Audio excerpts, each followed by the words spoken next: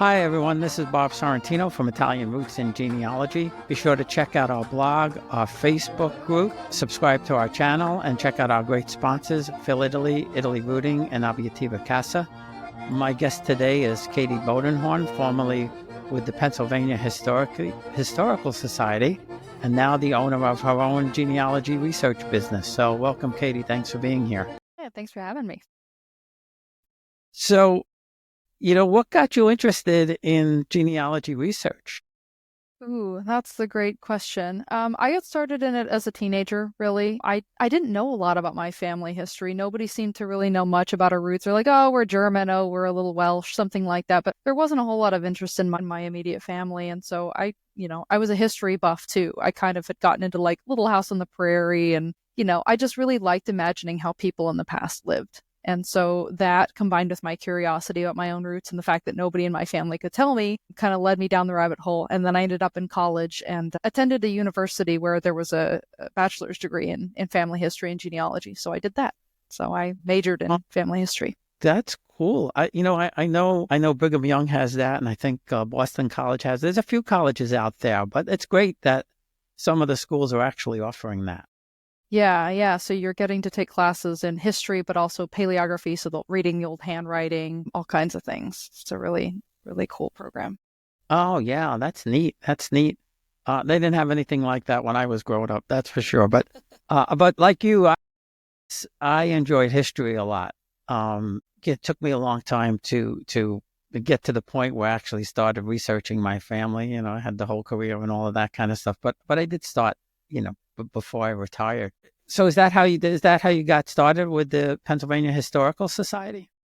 Yeah, I mean, there's a little bit of a gap there where after I graduated with my degree, I went and worked for almost 8 years for a research firm based in Salt Lake City called Legacy Tree. And their whole thing is that people hire them to do their genealogy research for them. Maybe they don't have the time or the skills, or they just want an expert to do it for them so they know it's correct. And so I did that, did research and editing and peer review for that company for 8 years, and then decided saw a job opening in Philly at the Historical Society and thought that sounded a lot of fun. I have always felt like I'm an East Coast girl at heart, even though I'm not from here. So I took the leap and moved to Philly about 3 years ago. Yeah, and I've heard of Legacy Tree, and that's interesting that you there must be something in your DNA that brought you back to the East Coast.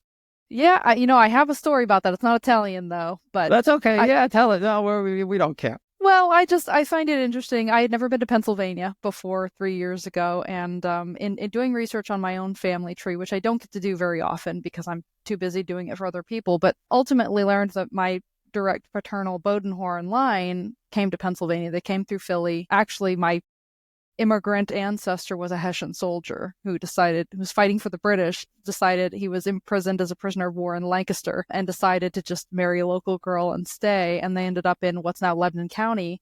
And so it feels like a full circle thing that I ended up in Philly. And then now I'm actually living in Berks County next door to Lebanon County. So, I've been able to walk in the area where my original immigrant ancestors walked in the 1700s. So that feels like a full circle moment to me.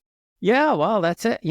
That's probably it, because I'm a firm believer in, you don't only inherit your physical characteristics, you inherit, other stuff too. And who knows what forces are working behind the scenes to drive us to do this kind of stuff. Right. So where did you grow up then?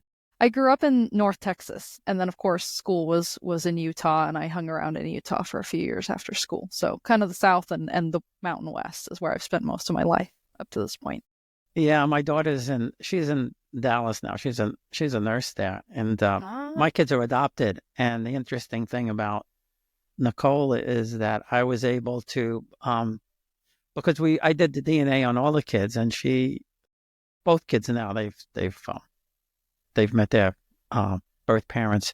Wow. But her family traces back. I could trace her back to, she's, I don't know, like 19th cousin or something like that of Princess Di, because I was able to trace her back to the Dispensers. Wow. She's a direct descendant of Daniel Boone and Captain Morgan the pirate. That is an illustrious heritage there, yeah. Well, kind of, sort of. One is, I guess the other one maybe not so much. Interesting, at least. Yeah. In some ways, the records here, you can find things easier. But one good thing about Italian research is, and you probably know this, is that the women don't change their names. So that makes it easier. So much easier. Yeah. Well, here, when you start researching, my brother just asked me about somebody and the last name is Jackson and Taylor, and it's like, oh my God, it's Good impossible. luck. And even the first names, it's like it's John Monroe Taylor or something like that. Yeah, okay. There's like 100 of them, 150 of them. Sometimes in the same county, even. Well, yeah, exactly. And who knows? They're probably relatives. Um, so how can people use historical societies in their research if they're doing their own research? Yeah, it's a great question. So the Historical Society of Pennsylvania, what a lot of people don't know about it is that it is an archive. Sometimes historical societies are just societies where people can gather and attend meetings and learn from each other. But in Pennsylvania, the one in Philly at 13th and Locust is actually an archive, and most of their records are not online. So, they've got like 21 million items in that library. And that means there's a lot of stuff just kind of hidden in there that a lot of people aren't aware of. So for Italians, for example, a lot of Italian immigrants would form these mutual aid societies when they came over, these cultural organizations, and HSP holds a lot of their records. And some of them are more detailed than others. Some of them just have membership lists by name, but some of them might include the address or even the hometown in Italy of the immigrant that, was gathering with his fellow countrymen to just kind of preserve their culture and support each other financially. That's a good example of what kinds of records HSP and organizations like it have that you're not going to find on Family Search. You're not going to get on Ancestry.com. You've actually got to either come in person or submit a request to the staff and ask, hey, can you look at this for me and see if my ancestor's in it? And they'll send you a copy. Yeah, so that's real interesting. When I started this, I didn't realize that there were so many Italian enclaves around the country. And Pennsylvania has some really big ones, like Philadelphia and Roseto, and you probably name a couple. I know in Pittsburgh and some of the big cities, but you probably know of a lot of places that have a rich Italian heritage in Pennsylvania. Yeah. I mean, I live near Reading now, and even Reading too, and Allentown and Easton. There's strong Italian settlement pattern. I mean, it's just further back now that they're, those the ethnic groups, those ethnic neighborhoods are now being replaced by like Mexican or Dominican families instead. So the neighborhoods are changing, but they were the dominant ethnic group 100 years ago in these areas, and that heritage sticks around. Yeah, and that's like where my parents grew up in Corona, Queens. It was virtually all Italian, and now, like you said, there's some South American and a large Mexican population there. And yeah, I found it really fast because coming from New York, we think that we thought all the Italians just came to New York, Uh-huh. and Providence was a big one. New Orleans was like way before New York and things like that. And then, like I said, as I was talking to people, we learned more about that, or I learned more about that. But that's a great, I think, tip for people to go, if there is a historical society, to go there and look. I guess the other place, nobody goes to libraries anymore, but I did some research using newspapers.com and got a lot of information through there. Yeah.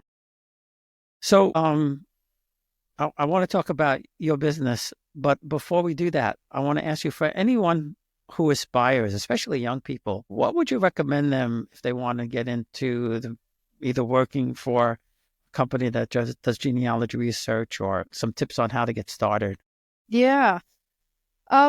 This is probably not going to be the most fun answer, but genealogy as a career has become very, very competitive in the last 10 years or so, even since I started in it. And there are a lot of people who, justifiably have spent 20, 30 years working on their family history. So you're competing with a lot of people that have been doing it forever. And so the best way to get a job in the industry is to set yourself apart. And usually that's by getting some kind of formal education or training. You don't have to do a full 4-year degree program like I did, but there are lots of certificate programs out there now, lots of groups. This is wonderful. It's called ProGen Study Group, where you can get mentored by professionals in the field. There are not certificates, but certifications, accreditations you can get that show that you've kind of been through these rigorous processes of proving that you know what you're doing. Because if you're going to charge clients to research their ancestry, they want to know they can trust you. So, like most other careers, the best way to do that is to make sure that you're learning and you're being able to prove that you have the credentials that you need for people to trust you. And of course, just to stay curious. I think some of the best genealogists I know they're just always reading. It's not even necessarily always about their area of research or expertise, but they've always got a history book in their hand. They're always kind of trying to expand their learning. So be a bookworm, for sure. Yeah, and there's so much interesting stuff out there. But I know when I first started, I guess, putting my stuff out there on LinkedIn, and I don't really do any professional kind of things. I'll help people out once in a while if they ask me questions. Or, they'll post in a group for translations and things like that. But I've noticed in LinkedIn over the last few years, like you said, there's just been an explosion of people doing in this country and other countries. Mm-hmm.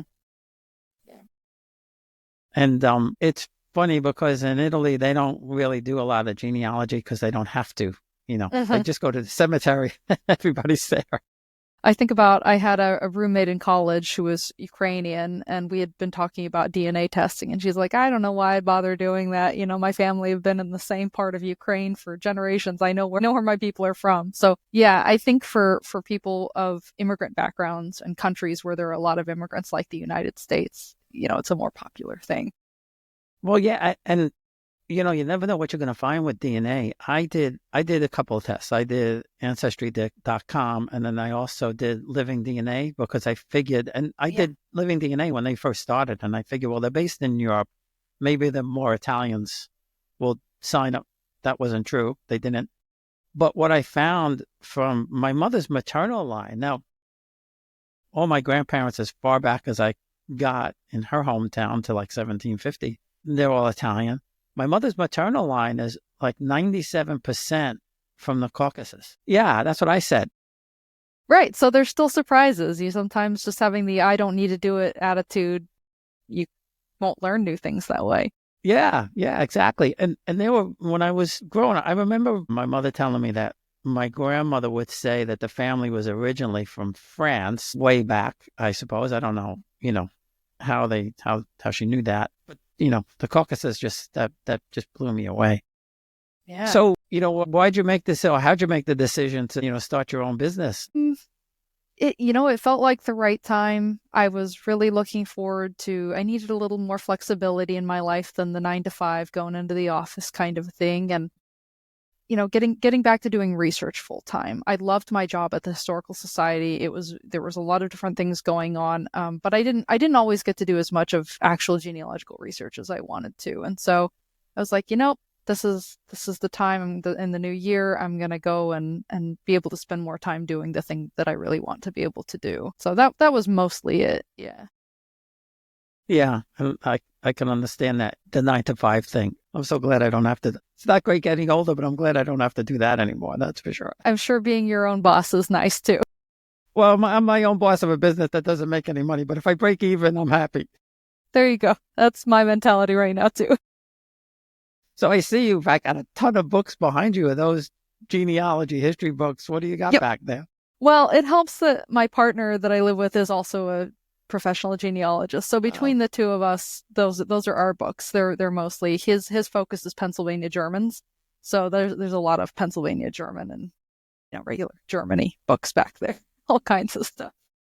So now is he? I guess he's Pennsylvania German, right? Exclusively, yeah. His family have been here. I think he said he's a 9th generation member of, or had been a 9th generation member of the church he grew up in. Wow. They settled in Berks County and pretty much never left, and that's like his entire ancestry, which is very different from mine. So it's fun.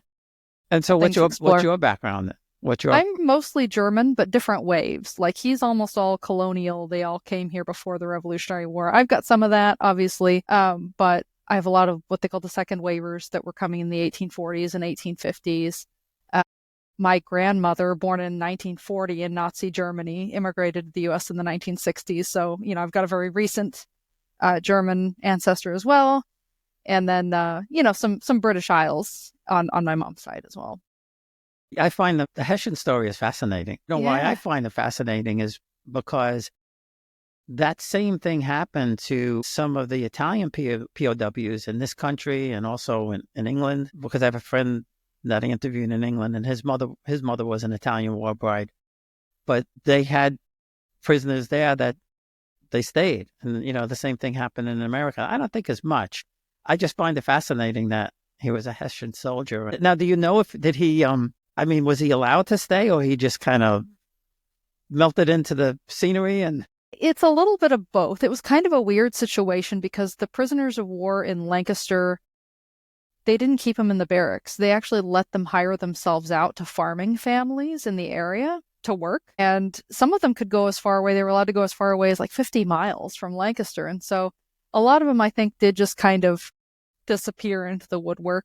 I'm not exactly sure. I haven't found record yet explaining whether he deserted technically or escaped or if he just kind of was let loose. Not totally sure. I kind of suspect that he faded into the woodwork and it wasn't totally legit. yeah, that would be my guess too, is that, Mhm. how could they track anybody back then? He was just Exactly. working on a farm and went on work on another farm and then just got lost. But yeah, that's a fascinating story. My ex-wife she was German and Irish, and I found some really cool things about her. And some of her families, at that time, Long Island was all farms pretty Mhm. much, and some of her families were, they were farmers, and then there was some, British in there, but one of the more and Dutch. And one of the more Mhm. fascinating things was that her, I don't know if it's third or fourth great grandfather, and I don't know if you have ever heard of Rikers Island, where the prison is Of in course, New. yeah. Yeah, well, her third or fourth great grandfather sold Rikers Island to New York City. Whoa. His name was I think it was Van Ricken or something like that. And Uh-huh. then that, I guess it got Americanized to be Rikers Island. But yeah, I was like, wow, that's really pretty cool. Yeah, fascinating. Yeah. So, because the Dutch owned, so much of that kind of stuff. So for people who, you know, either whether they're first starting on their own, and like I did, I started on my own, and then I had some roadblocks, and then I found a professional in Italy to help me with some stuff. But what's your advice to people who are just starting out, either on their own or if they want to find someone like you? And we'll make sure we get your information out there. But what should people do to start? To be really, I would say, really cautious about what you find on the internet. There's so many good tools out there on the internet now, and definitely make use of all of them. But looking at some trees sometimes on Ancestry, it feels like some people shut their brains off when they do genealogy, where they're like, oh, this guy's dad was born before his son. Like, that doesn't even make sense. So, just get on Ancestry, poke around, but really look at the records that you're finding, right? Don't just click on the little leaves and follow other people's family trees that you're seeing, but delve into the records and see the stories they tell you, and compare the records to one another and make sure that the story that you're finding makes sense, that you're not tracing the wrong person with a similar name or something like that. Stay curious, stay open-minded. I would say read a lot too. Yeah, that'll help you know what you're even looking for. Sometimes people will be like, "Oh, I didn't even know that record existed." But if you're reading, there's lots of other genealogists that will publish their work online and kind of get an idea of what they do, how they're finding their answers. And of course, kind of harking back to the historical society thing, don't be afraid to get offline. Not everything is on Ancestry. Sometimes they're in historical societies or the National Archives, or you might have to spend a little money and write away to somebody and request a record or something like that. And that's probably true with Italy too, or you might have to subscribe to a website. So, just make sure you don't have tunnel vision, I guess is my advice there. Yeah, no, that's good advice. What should people look for in a professional genealogist? I think somebody that has documented experience. Maybe they can tell you, they can show you work that they've done, or that can document, oh, they've spoken at these kind of conferences, or certainly I trust other genealogists I know where I've worked with them and I can see their work, but maybe they've written books on the subject too, so that they kind of know what they're talking about. I'm also wary of folks that will say things like, I'll help you build a tree on Ancestry or something. You want somebody that clearly knows more than just websites and apps.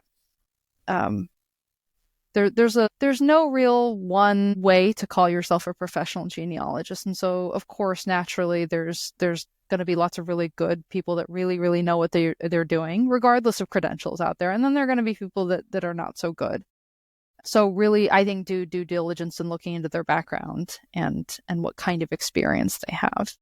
And probably it helps to hire somebody that has the expertise. A lot of genealogists will have an area of expertise. And so maybe try to find somebody who is used to doing the kind of research that you need doing. So if you have Italian ancestry, you might not go to somebody who primarily does Russian research. They may or may not know all the things that they might need to know to do the research well. Yeah, and there are more and more people in Italy now doing the research. When in my case, I found it was a little bit better because they were a little bit more familiar with it. The researchers here, they still have to, if they're not going there, they still have to rely on certain things, and a lot of them know the language and things like that. I also tell people to start with Family Search because it's free. I kind of think Ancestry they've gotten a little pricey, For sure. Yep. Well, the nice thing about Ancestry, even with the price, is that a lot of public libraries have subscriptions now. And so if you really, really need Ancestry and you can't afford it, of course, you can go to the public library and use it there for free, usually. Oh, I didn't know that. Well, that's good advice. That's really good advice. Yeah. I mean, I go back, I turn it on, I turn it off, when I'm at someplace, and then my tree is like humongous. So, I got so much out there. What's really missing in my tree is my mother's family. The Antonati records only go back to 1809. So, and then you need the church records, and I'm trying to convince somebody that we met over there to talk to the priest and tell him that he could make a lot of money with the parish if he would just open it up and charge us. That's the difficulty working with those Catholic records. I just had that issue in Pennsylvania, actually. Where it's really nice because if your ancestor was attended church within the Archdiocese of Philadelphia, all those records are online. They're on Find My Past, which is fantastic. It's not free. That is a subscription one, but that's great if you have Catholic ancestors in the Archdiocese of Philadelphia. But I was searching for ancestors elsewhere in the state. All the parish records, they're not online. They're still only with the parish. And this particular, it wasn't even the parish priest. I think it was their office manager that I spoke to. And she was like, no, you're not. Everybody wants these records. We're not giving them out. We're not doing it. And so you're just kind of stuck, and it's just parish by parish that way. And, I just don't understand that. And some do and some don't. I just don't understand why the churches, especially here, why they would feel that way. You're going back a couple hundred years. So do you roam around cemeteries in Pennsylvania looking for people? Oh, yeah. Oh, yeah. In all kinds of weather. Yeah, it's a hobby. That's where I go on walks. I got so many headstone pictures in my phone, and none of them are my ancestors. They're just, I see a cool headstone and I have a picture of it. We did the tour in this is kind of a little bit off topic, but kind of related. We did the tour in Savannah, Georgia. They had like the ghost tour or something like that, and they bring it to the cemetery, and they explained that the Union soldiers were so bored that they would go around to the tombstones and change dates and change names and things like that. So you might see somebody who lived, was 250 years old because they changed an 8 to a 6 or something like that. And then, like you mentioned, the children who were born before their parents and stuff like that.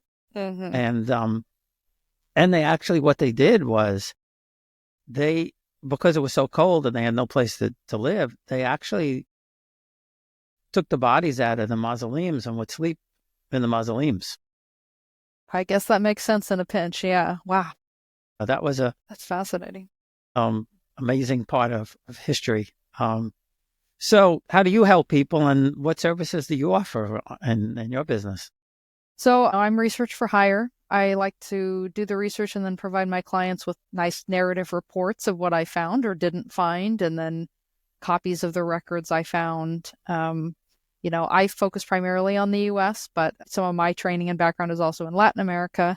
That's kind of how I came by some of my Italian research skills too, is that I speak more Spanish and read more Spanish, but they're both Romance languages. And so there were some transferable skills there. But so I'll do some Latin America, Mexico, Puerto Rico, a lot of British Isles as well. Yeah, I mean, I have a profile on the Association of Professional Genealogists website, which is also a great way to find a professional in case I don't work for you. If I'm not the person you need, I think it's apgen.org has a directory of professional genealogists, and they all list their specialties and whatnot, whether they take clients. So I have a profile there. You can email me at katybodenhorn@gmail.com. But you have a Facebook page too, right? I do, yeah. It's Katy Bodenhorn Genealogy Research. Yeah, no, it's good to know. And you mentioned Puerto Rico. My wife is half Puerto Rican, and I said this before. I think every Puerto Rican has done DNA test because she's got, like, I don't know, 50,000 cousins or something like that. That's amazing. And I struggle because, and I didn't know this, my grandparents, both sets only came in 1915, but my father's family, and I just found this out recently, or in the last few years, that almost everybody from my dad's parents stayed in Italy. So, then they don't do the DNA. But yeah, she's got so many cousins out there. Like, I'm not exaggerating. It's probably in the tens of thousands. I'm jealous. I do not have that many cousins. No, I don't either. And the ones that like I said, there isn't, I don't think, one from Italy, relatively close. But, I tell people too, to also start, if whether it's Italian or anything else, if you're from a place overseas, see if there's a town, if they have a Facebook group, because that's how I've found people. And it kind of gives you, you may not find out everything, but it gives you a jump start. And then also I tell them, you have to talk, if they're still around, talk to your grandparents. Absolutely. Yeah. I mean, I regret not doing more of that when I was younger, even when they were still around. Well, you're real young, but my both sets of my grandparents, my parents were both on the younger end of the family. So, their older brothers and sisters, their oldest brother and sister were like, 20 years older than them. So wow. By the time I was 10 years old, my grandparents were already, my father's father was already gone. But I used to sit there and play cards with my mother's mother, and I never thought to ask her anything, And they often feel like nobody would be interested. When I started asking my mom questions finally, and I was like, Mom, how do I not know this story? And she just kind of was like, I don't know. Nobody ever really asked. And I didn't think anybody would be interested if I started talking about it. And that kind of broke my heart. But it also makes me wonder, with other family members too, what other things do they know that they just think nobody wants to hear? So they just keep it to themselves. And then they take it to their grave. And we all lose for that. Well, yeah, and I found one cousin in Italy, and I asked her about it, and she said, there was an uncle who had a lot of stuff, and he died, and then it all disappeared. And my cousin here had a lot of stuff, I think, and she lived in Florida, and I think she had a lot of stuff that she took from her mom and had it in the garage, and it got wet, and But my maternal grandmother comes from two noble families, and I knew of one part of it because I had my great-grandfather's, what I refer to as a calling card, but I didn't know who my great-grandmother was. And when I discovered that, I called my cousin and I said, did you know this, how far back this family goes in Italy? And she said that my grandmother used to say that her cousin was a princess, but they just thought she was, just making stuff up, but she wasn't. And I was like, how come nobody said any of this stuff? But yeah. And like I said, my father's family, nobody came. It was only my grandmother and her aunt on his mother's side.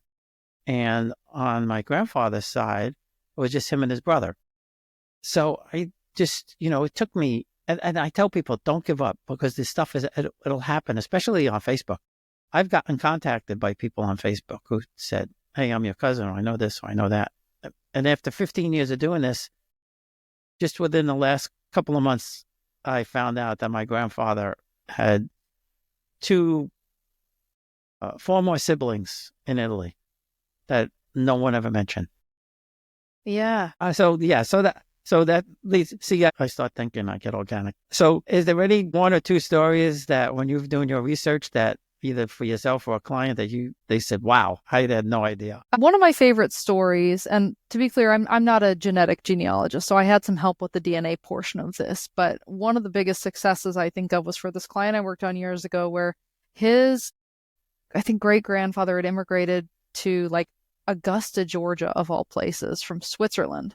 And he really wanted to know where in Switzerland the family came from. And everything we were doing was coming up, brick wall. Like, this guy clearly did not want people to know where he was from, or at least that was the kind of the impression we were getting. And we were able to use a Y-DNA test and kind of determine through that a probable hometown from one of the matches who was still living in Switzerland. Really kind of a lucky break. And we're able to get into the parish records there in that town. Like, maybe this is the town it turned out it was. Perhaps the reason that he had not wanted people in America to know about his origins was that he'd had a whole family back in Switzerland. Like, he'd had a wife and multiple kids, and he decided to leave and go and get a new wife and start a new family in America. And, he was eventually declared dead by the civil registrar a few years later because they just never heard from him again. But it was very clear that this had happened. So we were able to provide that client with, here's your Swiss hometown and here's his real last name, because he had kind of not completely changed it, but it had changed just enough that it took a little bit of doing to figure out what the right one was. And then here's all these other family members that you didn't know about because he didn't want people to know about him. And this wasn't all that long ago. I think this was the late 1800s. So, his clients probably got some cousins still there in Switzerland that he could connect to if he wanted to. So sometimes the things that seem like really straightforward, like cases to solve, blow up into something even bigger and more exciting. Yeah, I heard a similar story to that from somebody in England, actually, and he interviewed me, and it was an interesting thing. And then I interviewed him, and he does an interesting podcast because he kind of has a set kind of 4 questions that he asked you about, and then he asked you put you in a time machine and all that kind of stuff. It was a lot of fun, but yeah, it's fascinating to me because I really truly believe that these people want to be found, and things pop up in the strangest times, the strangest places. One of my great-grandmothers, my second great-grandmother, she was from Switzerland, as you were saying, and I was just, I knew her name. Her name was Elisa Moore, and I was just poking around the internet one day, and I came across, of all things, the list of Italian officers actually not Italian because it was in Italy. It was the Neapolitan army officers from 1853. And I saw my great-great-grandfather, Filippo Caracciolo. He was a lieutenant in the cavalry. And just above his name was Captain Bernardo Moore he was a captain in the Swiss Guard. So I was thinking, well, I thought the Swiss Guard only guarded the Pope, but I found out later that they were mercenaries, the Swiss. Okay. Especially from Lucerne, the Italian canton. And so I knew that was her father's name. And I just went out on the internet and I said, Swiss ancestry research or something like that. And I came across this site and they said, write us in English, Italian, or German if you have any ancestry questions. So I sent them, my great-great-grandmother was Elisa Moore. Her father was Bernardo Moore, turning information. They sent me a link back to a website that had the genealogy charts going back to the 1300s for all the prominent families in Lucerne. Her name was Moore. She was one of them. I found her. And these things are really, really cool because they stopped probably, I think, her generation.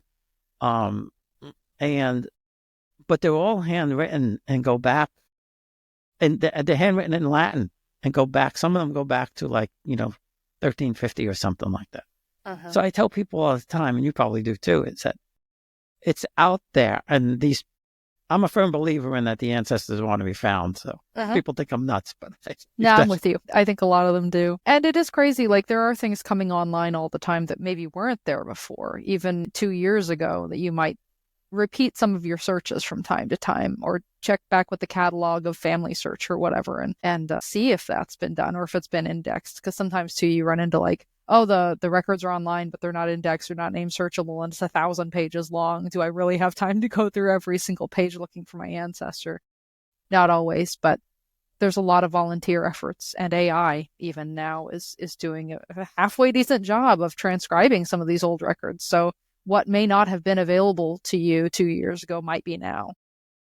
Yeah, and I've done some translations using AI, and it's not exact, but it's not bad, and it's getting better. And they could read the handwriting, which is really unbelievable. That's wild. Yeah. I know, it's crazy. It's like anything else. I think there's probably some major pros and major cons with AI. There's a lot of scariness, I think, about it. But I also think that there are ways like this where it's changing genealogy and making a lot of records more available for people and helping them kind of bust through brick walls a lot faster. And that's great. Yeah, no, I think so too. And who knows I won't be around. You'll see it. Who knows what's going to be happening 20 years from now? It's kind of, when I think about what's going on in my lifetime, going from, I wasn't quite in the radio era, but early days of television, I was the guy who used to change the channel. There was no remote. You were the remote. I was the remote. Yeah. Go change the channel, make it louder. And I'll tell you one really funny story before we go with changing channels. I must have been 10 years old.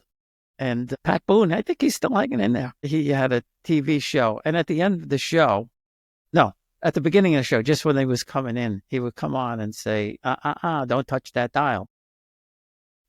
My mother and father told me to change. And just as I touched the dial, he came on and said, don't touch that dial. I feel like he's talking right to you. It was so funny. It was so funny. Well, Katy, this has been a lot of fun. I really appreciate you being here. And I'll put all your stuff out there, and hopefully we get you some business, whether it's in Pennsylvania or any place else. Thank you so much. This really has been fun. I appreciate you having me. Oh, you're quite welcome.